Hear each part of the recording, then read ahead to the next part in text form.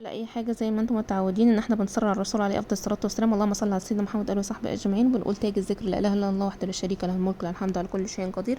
بصراحه الاختراع ده انا ما اعرفش حد عمله قبل كده ولا لا، او معروف او موجود ما اعرفش، بس هي طقت في دماغي الفكره ان اعملها. كنت عايزه اعمل حاجه تغيير يعني، فطلعت معايا كده. لو عجبكم متنسوش الكومنت ورأيكم بيهمني.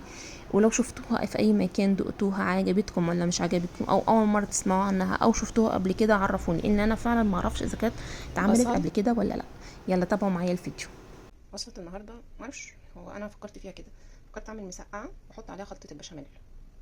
عملت بشاميل ني في ني من غير ما احمر ولا اي حاجه. هنا بتنجان رومي هقطعه، وبصل وطماطم وتوم.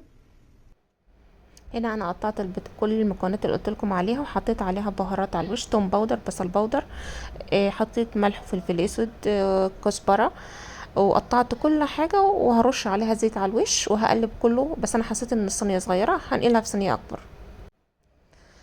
انا هنا يا جماعه مش هقلي البتنجان ومش هدخل البتنجان الفرن، انا هعمل الخطوات كلها في خطوه واحده. هحط فنجان زيت حلو عليه وهقلبه كويس، بحيث ان الزيت يجي على البتنجانه ويغلفها، وبنفس الوقت يتحمص ويتحمر في الفرن وتستوي وتتعمل مسقعه منها فيها ني في ني في الفرن من غير ما اعمل خطوات كتيره.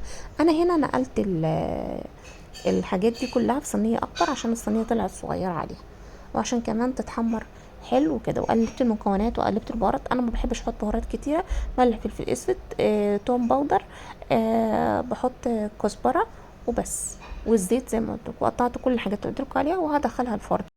هنا ما شاء الله تبارك الرحمن، بعد ما طلعت من الفرن جميله وشكلها شكلها يشهي ما شاء الله تبارك. هنحط بقى عليها البشاميل.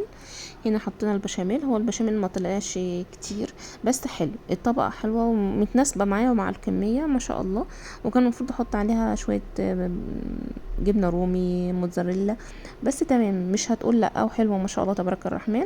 وهندخلها الفرن وهوريكم بعد تطلع من الفرن. دخلها الفرن فوق وتحت، فرن الكهرباء بالنسبه لي بولع فوق وتحت وعلى اعلى درجه حراره بالنسبه لفرن الكهرباء. ما شاء الله تبارك الرحمن وبألف هنا. وعايزين كومنتات بقى ولايك.